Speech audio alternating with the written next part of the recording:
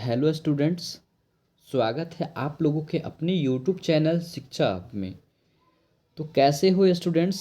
मुझे तो उम्मीद है कि आप लोग बहुत ही अच्छे होंगे और आप लोगों ने इस त्यौहार को यानी कि जो हमारे यह पूरा वीक जो हम्म, त्यौहार था, फेस्टिवल था, जो छठ पूजा था, इसको आप लोगों ने बहुत ही अच्छे से मनाया होगा और बहुत ही ज़्यादा इंजॉय किए होंगे आप लोगों ने।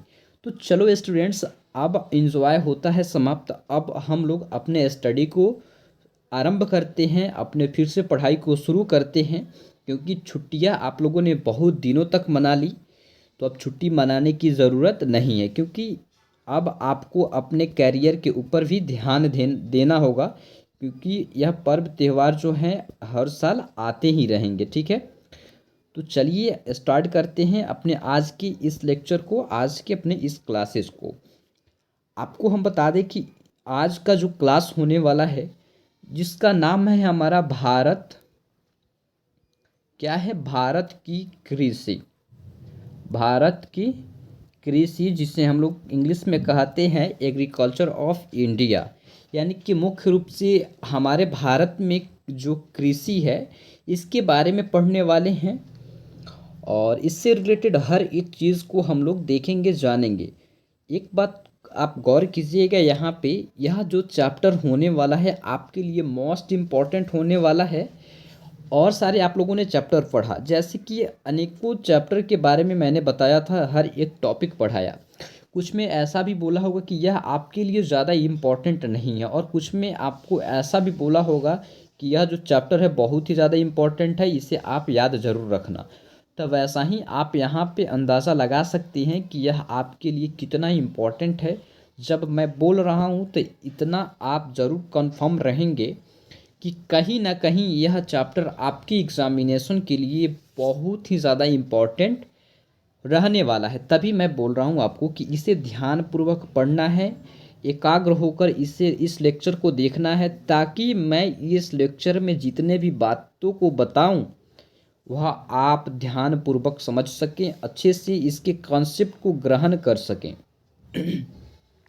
ठीक है स्टूडेंट्स, थोड़ा सा मेरा तबीयत ठीक नहीं है, इसलिए आवाज़ में कुछ कमी दिख रही होगी। ठीक है, तो थोड़ा सा कंप्रोमाइज़ कीजिए, फिर अगले कुछ दिनों में सब सही हो जाएगा।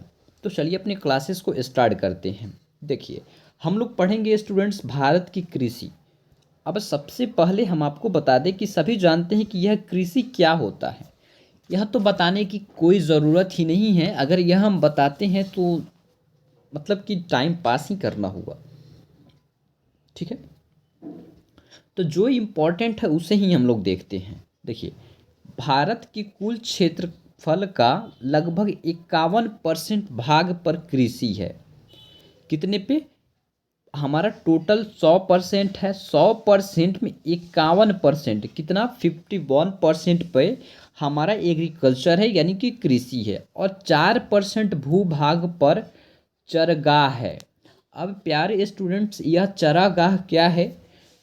आप मुझे कमेंट में ज़रूर बताना कि चरागाह क्या है। ठीक है, इसके आगे चलोगे तो देखोगे कि लगभग 21% भूभाग पर वन एवं 24% भूभाग पर भूमि बंजर तथा बिना उपयोग की है।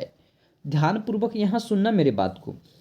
आपका जो यह पूरा भूभाग है, पूरा यह जो क्षेत्रफल है हमारे भारत का, सॉरी स्टूडेंट्स, तो इसमें हमारा जो है 51% कृषि किया जाता है। इस भूभाग पे कितने पे? 51% पे कृषि किया जाता है। उसमें से 4% जो है भूभाग, उसमें चारागाह है।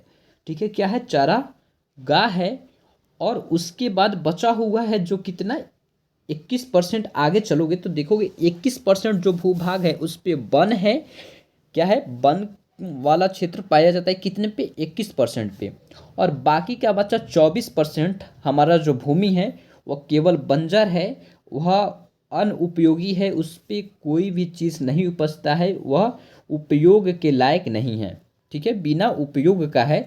यही पूरा बात यहाँ पे मेंशन किया गया है, और यह आपके लिए, आपकी एग्जामिनेशन के लिए कहीं ना कहीं इम्पॉर्टेंट हो रहा है। Agriculture on about 51% of the total areas of India, ठीक है। वैसे ही आप देखेंगे तो इसमें भी लिखा होगा forest on about 21% of the land and 24% the land is a barren and यहाँ पे जो है कि अनुपयोगी है, ठीक है। मेरा मुख्य रूप से आपको है कि आपको हम समझा दें। देखिए बहुत सारे ऐसे विद्यार्थी हैं जो लैंग्वेज को लेकर बहुत ज़्यादा कन्फ्यूज़न में रहते हैं। देखो स्टूडेंट्स, आप कितना हो इंग्लिश पढ़ रहे हो, लेकिन कहीं ना कहीं आप हिंदी माध्यम के जो भाषा है हिंदी हमारा, इसको भी समझ रहे होंगे।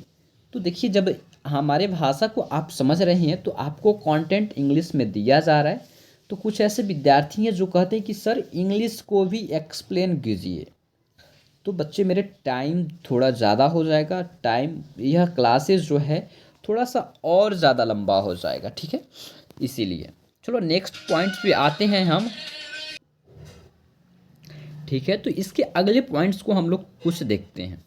इससे पहले एक थोड़ा सा मेरा बात को ध्यानपूर्वक आप सुनिएगा, ठीक है। देखिए कृषि जो है राज्य का विषय है, ठीक है, जिसका उल्लेख संविधान के क्या है यह जो कृषि है इसके लिए एक छोटा सा मैं पेज लेता हूँ और आपको यहाँ पे मैं अच्छे से बताऊँगा और इसे आप ध्यानपूर्वक समझेंगे। यह जो हमारा कृषि है जिसको हम लोग एग्रीकल्चर कहते हैं, यह जो है यह राज्य का विषय है। और इसका जो उल्लेख है क्या है स्टूडेंट्स, उल्लेख आप ध्यान से लिख लेना इसको। उल्लेख जो है संविधान के यह 7वीं, ठीक है, 7वीं अनुसूची में दिया गया है। कितने? 7वीं अनुसूची में प्रविष्ट 14 में है, ठीक है। अनुसूची 7वीं और प्रविष्ट जो है हमारा 14 है। तो इसे आप ध्यानपूर्वक देख लेना क्योंकि यह आपके लिए इम्पॉर्टेंट है। अगर आपसे पूछ लिया जाए आपकी एग्ज़ाम में कि कृषि जो है कृषि के बारे में हमारा संविधान के कौन सा भाग जो है कृषि के बारे में उल्लेख करता है, तो आपको वहाँ पे बताना होगा कौन सा वह अनुसूची है जिसमें कृषि के बारे में वर्णन किया गया है, ठीक है। तो आपको बताना पड़ेगा और अगर आप इसको ध्यान में रखते हैं, अगर आप इसे समझ रहे हैं तो आप ज़रूर ही बता देंगे। क्या आप बता देंगे? अगर आप नहीं समझ पा रहे हैं इस बात को तो नहीं बता पाएंगे, क्योंकि मैं आपको बता दूं कि मैं आपको यहाँ से जितना अच्छा कंटेंट देता हूँ आप अंदाज़ा भी नहीं लगा सकते हैं कि मैं आपको कितने अच्छे से कंटेंट देता हूँ। इसका भी आप अंदाज़ा लगा सकते हैं कब, जब हमारे रेगुलर क्लासेस करेंगे तो ही आप समझ पाएंगे कि आखिर यह जो कंटेंट देते हैं सच में सफिशिएंट है या नहीं है, ठीक है। चलिए स्टूडेंट्स अपने अगले पॉइंट्स पे आते हैं और देखते हैं। अगले पॉइंट्स पे आ गए तो हम देखते हैं कि भारत के आंतरिक परिमंडल जो है 1926 ईस्वी एवं स्वतंत्र भारत की पहली मंत्रिमंडल 1947 ईस्वी में कृषि और खाद्य मंत्री डॉक्टर राजेंद्र प्रसाद को बनाया गया। यहाँ से इस पॉइंट को भी आप नोट कर लेंगे, ठीक है। चलिए नेक्स्ट पॉइंट को देखते हैं, नेक्स्ट पॉइंट पे आते हैं। यहाँ पे और जो इंग्लिश माध्यम के स्टूडेंट्स हैं नोट कर लें, डॉक्टर राजेंद्र प्रसाद, ठीक है। Agriculture and food doctor Rajendra Prasad, ठीक है। जो बातें मैं बताया वहीं यहाँ पे भी मेंशन किया गया है, ठीक है। चलिए देखिए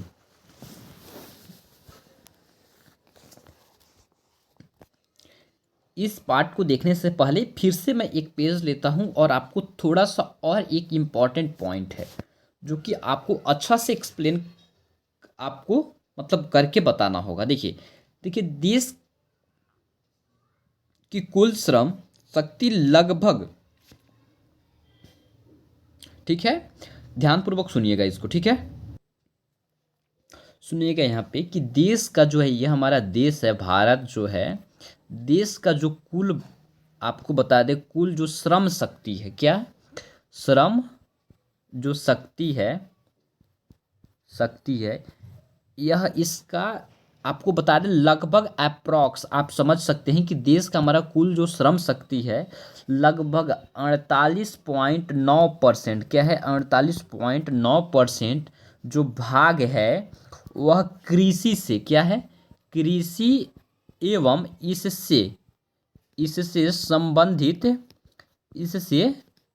संबंधित कार्यों से अपना आजीविका को चलाता है। ठीक है, अपने फैमिली को, परिवार को चलाता है। आजीविका मतलब यही होता है। ठीक है, अपने आजीविका को चलाता है, इससे संबंधित उद्योग धंधों से अपने आजीविका को चलाता है। किससे? देखिए हमारा एक बार और हम फिर से एक्सप्लेन करते हैं, समझाते हैं।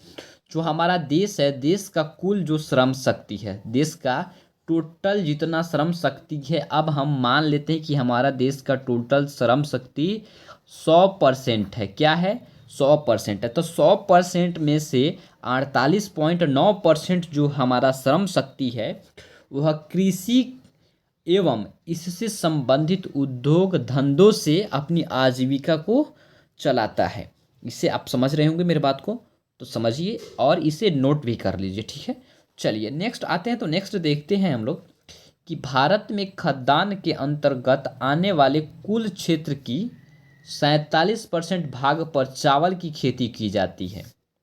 भारत में मुख्य खाद्य फसल चावल है। भारत विश्व का 21.7% चावल उत्पादन करता है। ठीक है, समझ रहे हैं मेरे बात को। यह आपके लिए कितना इम्पोर्टेंट जो यह लेक्चर है, यह जो चैप्टर है आपके लिए होने वाला है। भारत में खाद्यान्नों के अंतर्गत आने वाले कुल क्षेत्र की 47% भाग पर चावल की खेती की जाती है। हमारे इंडिया के अंदर आने वाले मतलब खाद्यान्न के अंदर आने वाले कुल क्षेत्रफल जो जैसे कि कुल यहाँ पे आता है, तो आप उसको समझे कि 100% ही है। ठीक है, तो उसमें से 47% जो भाग है उस पर चावल की खेती की जाती है, और बाकियों पे हम लोग फिर आगे चर्चा जरूर करेंगे। देखिए भारत में मुख्य खाद्य फसल जो है चावल है, और भारत विश्व का कितना 21.7% चावल उत्पादन करता है। देखिए एक बात और याद रखिएगा, चावल उत्पादन में भारत का विश्व में दूसरा स्थान है। क्या रखेंगे याद? भारत का जो है चावल उत्पादन में, यहाँ लिख देते हैं हम, चावल उत्पादन में भारत का, ठीक है, भारत का विश्व में, ठीक है, विश्व में दूसरा स्थान है। देखो स्टूडेंट्स, अब आप कहीं ना कहीं ये भी सोच रहे होंगे कि सर जब हमारा भारत चावल उत्पादन करने में दूसरा स्थान पे आ रहा है, तो एक छोटा सा प्रश्न आपके मन में चल रहा होगा कि सर आखिर एक नंबर पे कौन है। तो यहाँ से नोट कर लो, एक नंबर स्थान जो पाता है हमारा पूरे विश्व में, ठीक है, वह एक नंबर पाता है, प्रथम स्थान जो है हमारा यह चीन है। ठीक है, क्या है? चीन जो है प्रथम स्थान पे आता है चावल उत्पादन करने में। तो यहाँ से आपका जो है जो आपका यहाँ से आपके क्वेश्चंस आराम से बना दिए जाएंगे। आपकी एग्ज़ाम में आपसे ये क्वेश्चंस आराम से बन सकता है, बनने के चांसेस है, या बनाया जा भी सकता है कि चावल उत्पादन में भारत का विश्व में क्या स्थान है, तो आपको वहाँ पे बताना होगा। ठीक है, तो आप हर एक पॉइंट्स को, हर एक कॉन्सेप्ट को कवर करते चलें, ताकि बच्चे आपको कोई भी टेंशन ना रहे, कुछ भी दिक्कत का सामना ना करना पड़े। ठीक है, समझ रहे हैं मेरे बात को? चलिए देखिए, भारत में खाद्य फसलों में सबसे अधिक चावल उत्पादन होता है, लेकिन जो चावल का जो पैदावार है वह मतलब किस कैटेगरी का होता है, किस किस्म का होता है, मैं आपको बता दूं, IR20 है जो ये चावल का एक प्रकार का किस्म है, यही सबसे ज़्यादा अधिक पैदा किया जाता है। IR20, इस पे ज़्यादा लोड नहीं लेना है, मैं आपको ऐसा ही बता दिया हूँ। ठीक है, चलिए नेक्स्ट चलते हैं, आगे की ओर बढ़ते हैं। आगे आते हैं तो आपको चावल आप समझ गए। चलिए थोड़ा सा बात करते हैं गेहूं पे।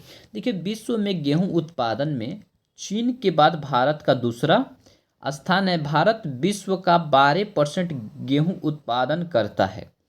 देश की कुल कृषि योग्य भूमि के लगभग 14% भाग पर गेहूं की खेती की जाती है। हमारे भारत में लगभग 14% जो है भूमि, कृषि योग्य जो भूमि है उस पे 14% में गेहूं की खेती। और यहाँ पे आपने देखा होगा कि जो चावल है हमारा, इस पे हम लोग भारत के अंतर्गत आने वाले 47% पे, तो 14 और 47 कितने हो जाएंगे आप खुद ही कैलकुलेट कर लेना, ठीक है। तो इतने पे किया जाता है, ठीक है। India rank second after China in the production of wheat in the world, ठीक है। India products 12% of world's wheat, about 40% of the total arable land of the country is a cultured in weight, ठीक है। चलिए, यहाँ तक मुझे उम्मीद है कि आप समझ रहे होंगे, ठीक है। नेक्स्ट देखते हैं। नेक्स्ट है कि देश में गेहूं के उत्पादन में उत्तर प्रदेश का प्रथम स्थान है। हमारे भारत देश में, आप तो यहाँ विश्व को लेकर देखें तो विश्व में हमारा स्थान जो है, हमारे पूरे भारत का स्थान दूसरे नंबर पे आता है।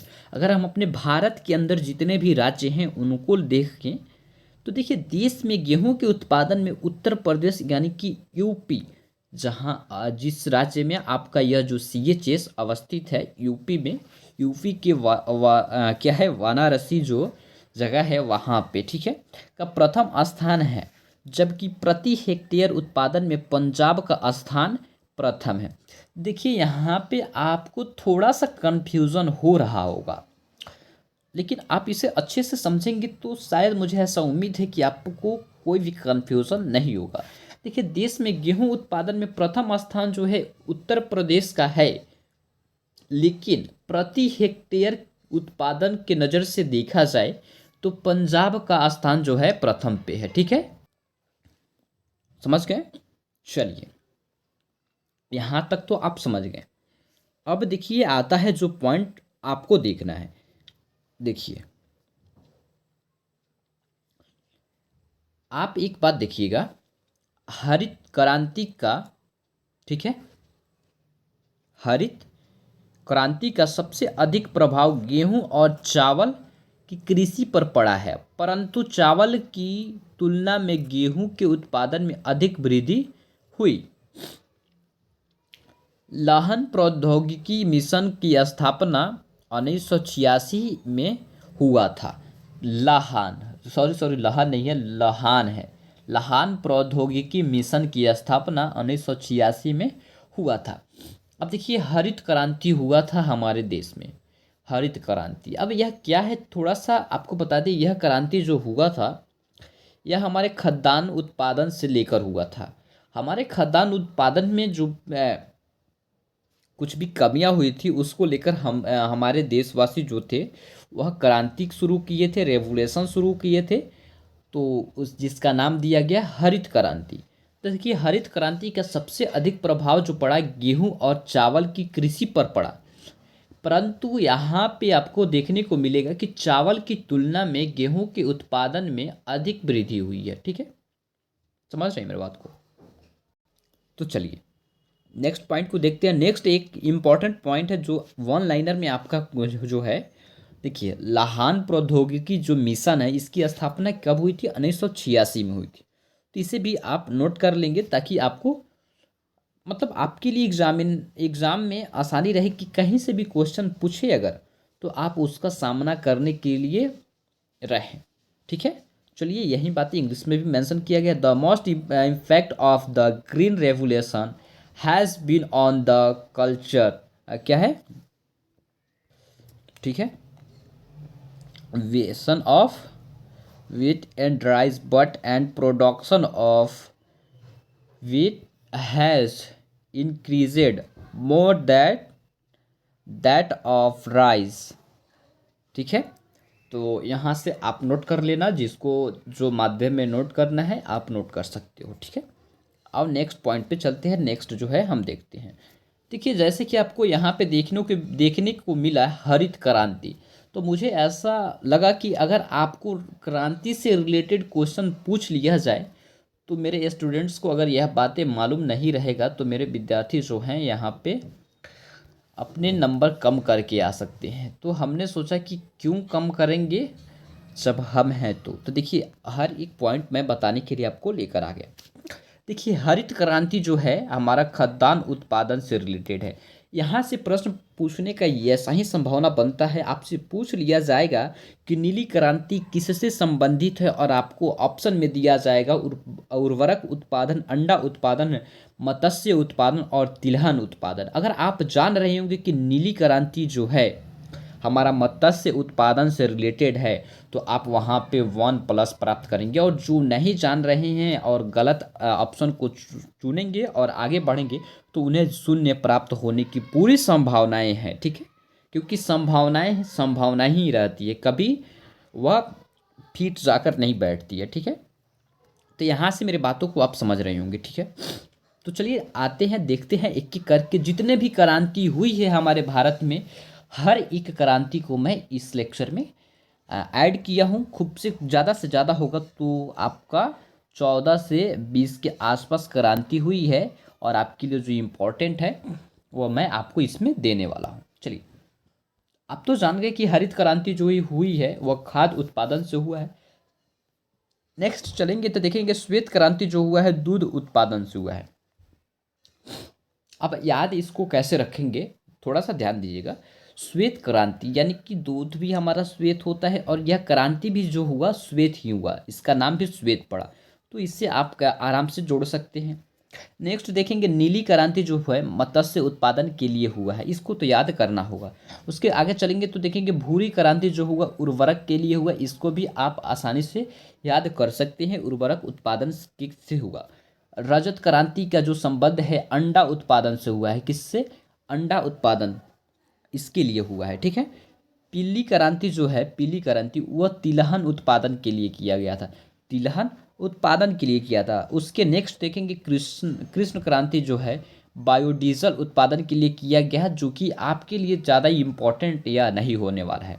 आगे चलेंगे तो देखेंगे लाल क्रांति जो हुआ था टमाटर और मांस उत्पादन के लिए हुआ था। मत्स्य मतलब होता है पशु पक्षी जो हैं उनके लिए, और यहाँ पे मांस उत्पादन और टमाटर उत्पादन से रिलेटेड जो है हमारा लाल क्रांति किया गया था। ठीक है, नेक्स्ट आगे चलेंगे तो आगे यहाँ पे देखने को आपको मिलेगा कि यह जो है हमारा गुलाबी क्रांति एक है, जो कि झींगा मछली उत्पादन के लिए किया गया था। उसके बाद बादामी क्रांति है जो कि मसाला उत्पादन के लिए किया गया था। नेक्स्ट देखेंगे सुनहरी क्रांति है जो कि फल उत्पादन के लिए किया गया था। अमृत क्रांति जो है नदी जोड़ो परियोजनाएं के लिए किया गया था। उसके आगे चलेंगे तो देखेंगे गोल क्रांति जो हुआ था आलू उत्पादन के लिए हुआ था। और स्वर्ण क्रांति जो हुआ था बागवानी के लिए किया गया था। और लास्ट है हमारा खाकी क्रांति जो कि चमड़ा के लिए किया गया था। खाकी क्रांति जो कि चमड़ा के लिए किया गया था। तो मुझे ऐसा उम्मीद है कि मेरे प्यारे स्टूडेंट्स आपको एक भी ऐसा पॉइंट जो है हमने नहीं छोड़ा होगा आपको पढ़ाने के लिए। यहाँ से आपका टोटल क्रांति जो है कवर हो गया। तो चलिए नेक्स्ट देखते हैं, नेक्स्ट हमारा क्या है। नेक्स्ट आप जब आएंगे तो देखेंगे, थोड़ा सा मैं एक्सप्लेन कर दूँ कि यह जो हरित क्रांति है यह किनके नेतृत्व में किया गया था। तो यह हुआ था डॉक्टर एम.एस. स्वामीनाथन के नेतृत्व में किया गया था। ठीक है, चलिए जो भी इम्पोर्टेंट होगा मैं आपको आगे चलकर बताते चलूँगा। ठीक है, 1 मिनट। तो चलो स्टूडेंट नेक्स्ट देखते हैं। देखिए भारत उर्वरक उत्पादन एवं उपभोग में विश्व में तीसरा स्थान पर है, जबकि चीन एवं अमेरिका क्रमशः पहले व दूसरे स्थान पर हैं। तो यहाँ से आप ध्यान रखना, जो हमारा भारत है, हमारा इंडिया है, यह उर्वरक उत्पादन एवं उपभोग में विश्व में तीसरे स्थान पे पाया जाता है, जबकि चीन एवं अमेरिका जो है पहले और दूसरे स्थान पे देखने को मिलता है।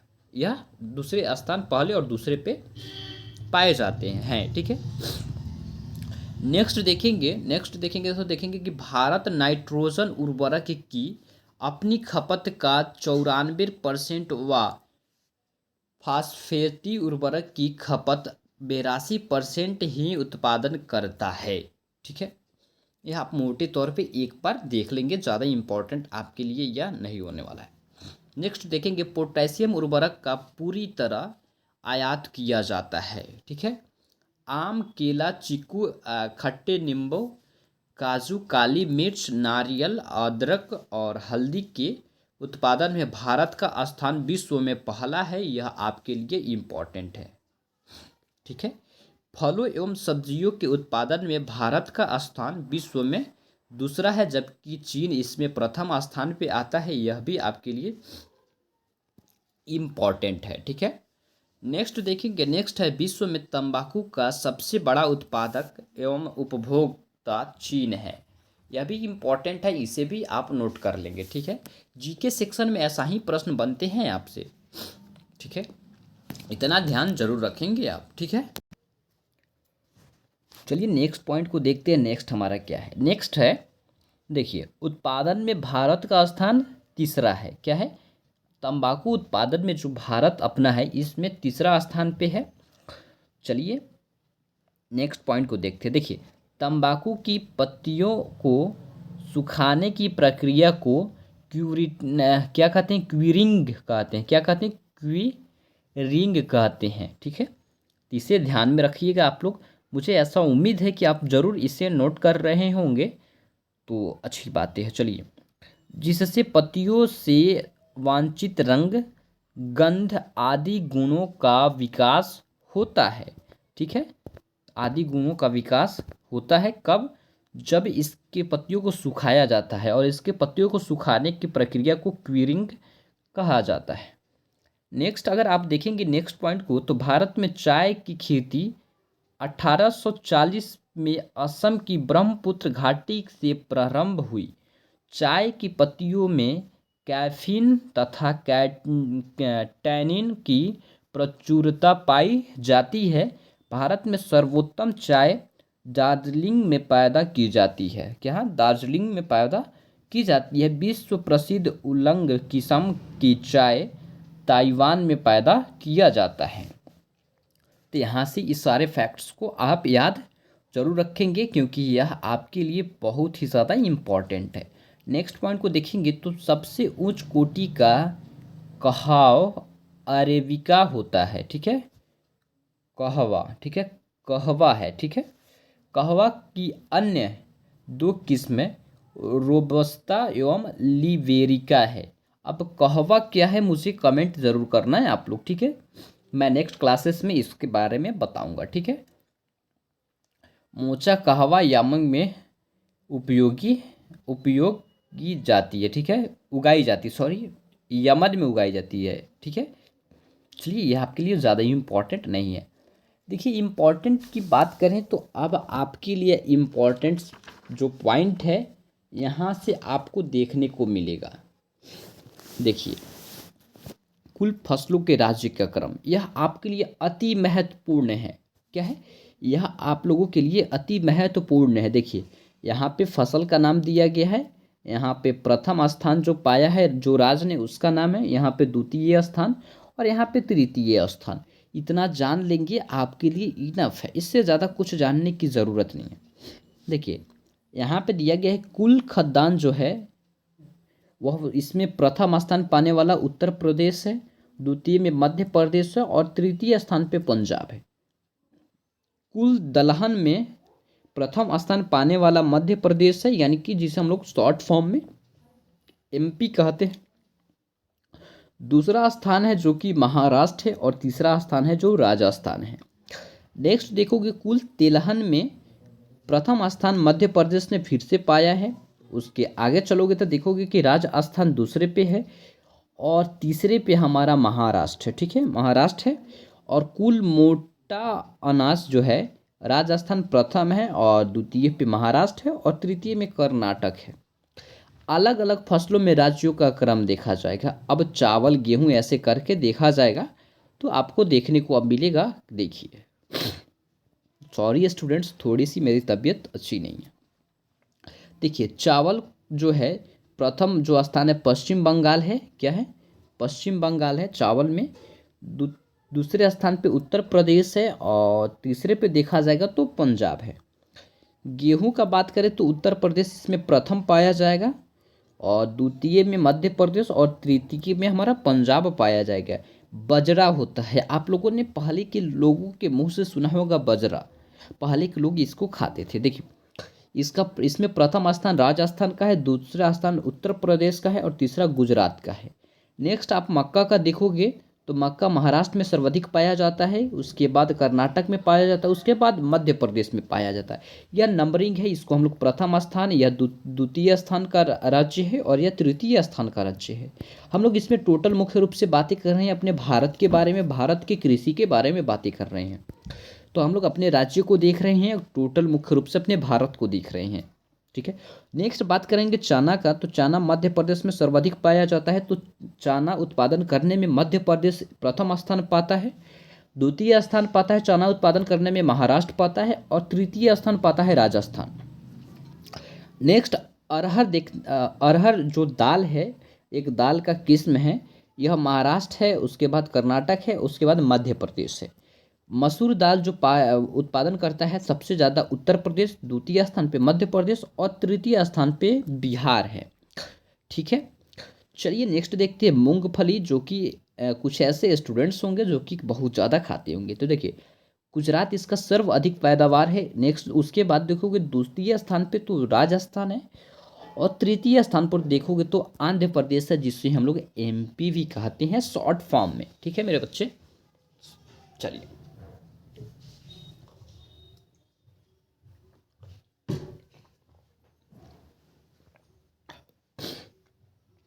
नेक्स्ट बात करते हैं सरसों का। ठीक है, जैसे कि सरसों का तेल भी होता है। देखिए इसका प्रथम स्थान इसमें पाता है उत्पादन करने में जो है राजस्थान है, द्वितीय स्थान हरियाणा है और तृतीय स्थान जो है मध्य प्रदेश है। ठीक है दोस्त, चलो नेक्स्ट देखते हैं सोयाबीन के बारे में। सोयाबीन में बहुत ही ज़्यादा प्रोटीन पाया जाता है। ठीक है, तो यह सबसे ज़्यादा उपजता है, जो कि मध्य प्रदेश में, दूसरा स्थान जो है महाराष्ट्र है, तीसरा स्थान जो राजस्थान है। सूरजमुखी जो है कर्नाटक में सबसे ज़्यादा है, उस पाया जाता है, उत्पादन किया जाता है। उड़ीसा दूसरे स्थान पर और तीसरा आंध्र प्रदेश है। कपास जो है महाराष्ट्र में सर्वाधिक उत्पादित किया जाता है, दूसरे स्थान पे गुजरात आता है और तेलंगाना तीसरे स्थान पे यहाँ पे देखने को मिलेगा आपको। नेक्स्ट अगर आगे बढ़ते हैं तो जूट है, जूट पश्चिम बंगाल में पाया जाता है और दूसरे स्थान पे बिहार है और तीसरे स्थान पे असम है। आलू का बात किया जाए तो सर्वाधिक पाया जाने वाला आलू जो है उत्तर प्रदेश में, दूसरे स्थान पे पश्चिम बंगाल और आया फिर से तीसरे स्थान पे बिहार। ठीक है, नेक्स्ट आगे बढ़ोगे प्याज के बारे में बातें करेंगे तो प्याज महाराष्ट्र में सर्वाधिक उत्पादन किया जाता है, जो कि प्रथम स्थान पे महाराष्ट्र आता है प्याज उत्पादन में। दूसरे स्थान पे हमारा गुजरात आता है, तीसरे स्थान पे हमारा कर्नाटक आता है। और आगे चलेंगे गन्ना के बारे में तो देखेंगे हमारा सर्व स्थान प्राप्त करने वाला गन्ना उत्पादन में यह उत्तर प्रदेश यानी कि यूपी है और महाराष्ट्र है दूसरे स्थान पे और कर्नाटक है जो कि तीसरे स्थान पे। तो फर्स्ट, सेकंड, थर्ड। तो प्यारे स्टूडेंट्स, प्यारे विद्यार्थियों, यह आपको समझ में आया होगा और आप लोगों ने इससे अंदाज़ा लगाया होगा कि यह आपके लिए कितना इम्पोर्टेंट है। बस थोड़ी देर की और क्लासेस है, ध्यानपूर्वक देखो। चलो देखते हैं नेक्स्ट पॉइंट को। नेक्स्ट है कर्नाटक जो है सुपारी एवं कॉफ़ी का सबसे बड़ा उत्पादक राज्य है। कर्नाटक जो है सुपारी एवं कॉफ़ी का सबसे बड़ा उत्पादक राज्य है, अति महत्वपूर्ण है, इसे आप नोट जरूर करेंगे। देखिए नेक्स्ट देखते हैं नासिक जो है अंगूरों की पैदावार के लिए सुप्रसिद्ध है, बहुत ही ज़्यादा फेमस है, जो कि नासिक अंगूरों के लिए है। भारत में प्राकृतिक रबड़ का सबसे अधिक उत्पादन केरल में किया जाता है। प्राकृतिक रबड़ का उत्पादन जो है सर्वाधिक जो उत्पादन केरल में किया जाता है। आंध्र प्रदेश भारत में सबसे बड़ा मसाला उत्पादक राज्य है। आंध्र प्रदेश भारत में सबसे बड़ा मसाला उत्पादक राज्य है, यानी कि हमारे भारत में मसाला उत्पादक करने वाला सर्वाधिक जो राज्य है वह आंध्र प्रदेश, जिसको हम लोग शॉर्ट फॉर्म में एमपी एपी का आते हैं, सॉरी, ठीक है, एमपी नहीं एपी का आते हैं। सबसे अधिक मात्रा में केसर जम्मू कश्मीर से प्राप्त होता है। महत्वपूर्ण, सारे के सारे लाइन जो हैं आपके लिए महत्वपूर्ण हैं। सिक्किम को जैविक खेती करने वाला भारत का प्रथम राज्य घोषित किया गया है। सिक्किम को जैविक, ठीक है, जैविक। अरहर, तूर को लाल चना तथा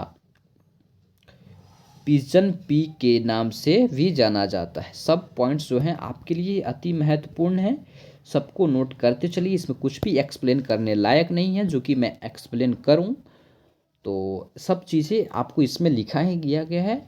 ये पूरा का पूरा आपका फैक्ट्स है, ठीक है, जो कि यहाँ से पूरा चांसेस है प्रश्न बनने का।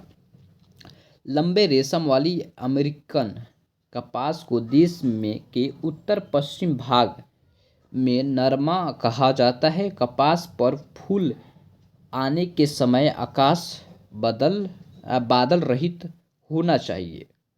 समझ रही हैं मेरे बात को, समझिए। लंबे रेशे वाली अमेरिकन कपास को देश में उत्तर पश्चिम भाग में नरमा कहा जाता है। कपास पर फूल आने के समय आकाश बादल रहित होना चाहिए। जब कपास पे फूल आए तो आकाश में बादल नहीं रहना चाहिए, ठीक है। नोट पॉइंट में देखिएगा, यहाँ पे लिखा है विश्व में लंबे रेशे के कपास का सबसे बड़ा उत्पादक एवं निर्यातक जो है देश जो है यूएसए है, ठीक है। अन्य भंडारण करते समय दोनों में नमी 10% से नीचे होनी चाहिए, अन्यथा कीट प्रकोप का भय रहता है। दलहनी फसलों के उत्पादन हेतु कोबाल्ट आवश्यक तत्व है, ठीक है। यह आपके लिए ज़्यादा इम्पोर्टेंट नहीं है। चलो नेक्स्ट देखते हैं। नेक्स्ट देखेंगे तो आप देखेंगे ऋतुओं के आधार पर फसलों का वर्गीकरण किया गया है। जो हमारे ऋतु हैं इनके आधार पर फसलों का वर्गीकरण किया गया है, ठीक है। क्या किया गया है? वर्गीकरण किया गया। पहला जो है रबी फसल है, दूसरा है खरीफ फसल और तीसरा है गर्मा फसल, जो कि ज़्यादा इम्पोर्टेंट या नहीं होता है, बट आप जानेंगे तो अच्छा ही रहेगा। चलिए नेक्स्ट देखते हैं इसके बारे में। यह अक्टूबर नवंबर में बोई जाती है और मार्च अप्रैल में काट ली जाती है। इसकी मुख्य फसलें जो होती है गेहूं है, जौ है, चना है, मटर है, सरसों है, आलू है, राई है, उसके बाद अलसी है।